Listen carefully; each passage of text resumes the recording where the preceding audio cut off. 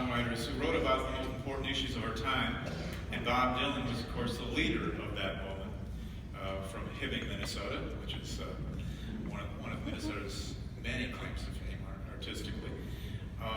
He wrote songs that were drawn from the headlines, and a song that he did at the birth of his career really set the tone for that. Here's Jason White doing "Blowing in the Wind." How many roads must a man walk down before you call him man? Yes, and how many seas must a white dove sail before she sleeps in the sand? Yes, and how many times must the cannonballs fly before they're forever banned?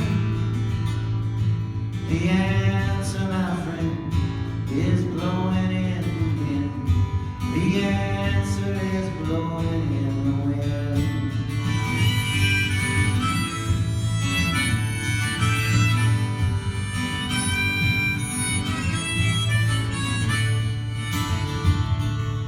How many times must a man look up before he can see the sky? Yes, and how many years must one man have before he can hear people cry? Yes, and how many deaths will it take till it knows too many people have died? The answer, my friend, is blowing in the wind. The answer is blowing in the wind.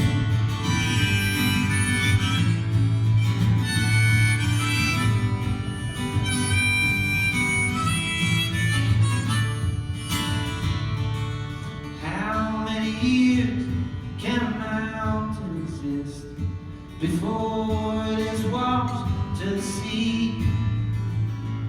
Yes, and how many years can some people exist before they're allowed to be free? Yes, and how many times can a man turn his head, pretend that he just doesn't see?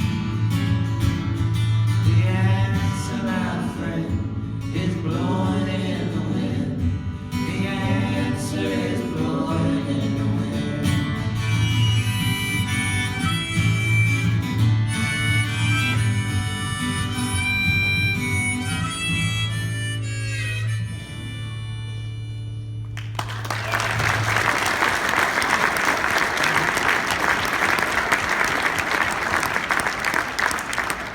Lyrics like "How many times must a cannonball fly" were a perfect fit for the anti-war movement in addition to the civil rights movement.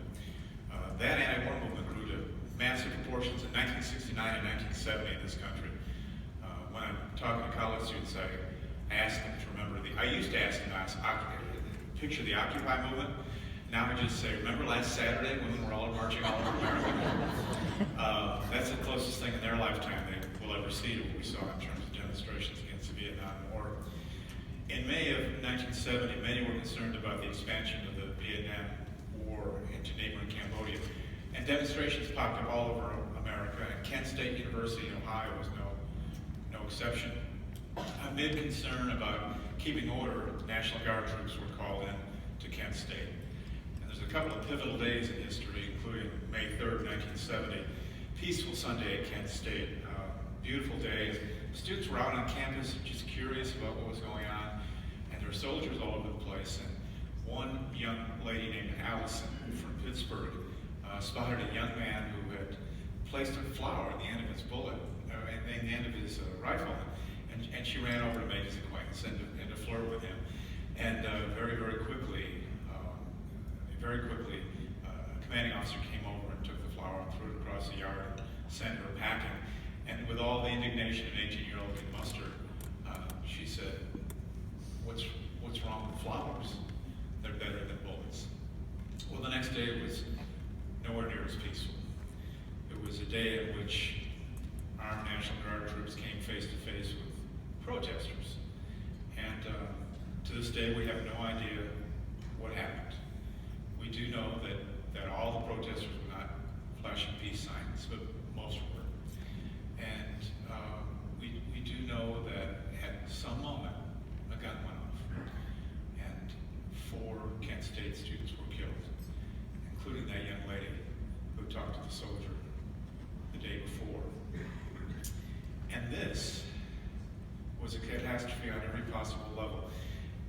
It's amazing to me that this country has grown, has matured, has developed. It's fought all its battles using the outlet of the First Amendment. The First Amendment actually keeps us safe because in this country we discuss with each other. We don't hurt each other.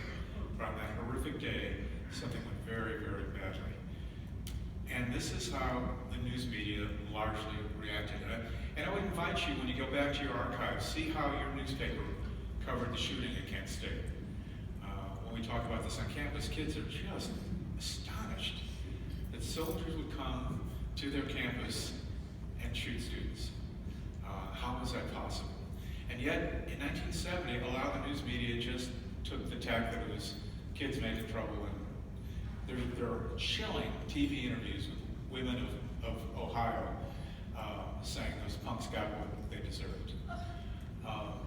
But what's interesting about that Kent State riot, 4 killed.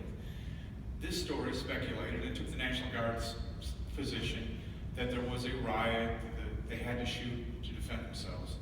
And of course, after years of investigation, we discovered there was no sniper. Not a single person was killed who was armed in any way. What appears to have happened is a National Guard troop member panicked, perhaps thought he heard an order to fire, no one knows. But we know it wasn't the students who were at fault. And although the New York Times did a good job of covering this with appropriate skepticism, a lot of news media, and obviously including the prestigious Chicago Tribune, did not, just took the establishment side, and there was no one making the case effectively for the young people who died. That is until a young man, about 24 years old, named Neil Young, decided he had a story to tell and he had a song to sing. I had the chance to talk with David Crosby, who was in the room when Neil Young wrote Ohio, and here's the background. When you talk about the kind of music that's a big part of the book, you're in the middle of a lot of it. And I want to ask you about, in particular, one song in one period of time. Crosby, Stills, Nash & Young, top of the world, Teach Your Children was riding the charts. And then we had the horrible shooting at Kent State. And Neil Young walks in with a song. And today, you'd have a meeting in the marketing department and say, no, Teach Your Children.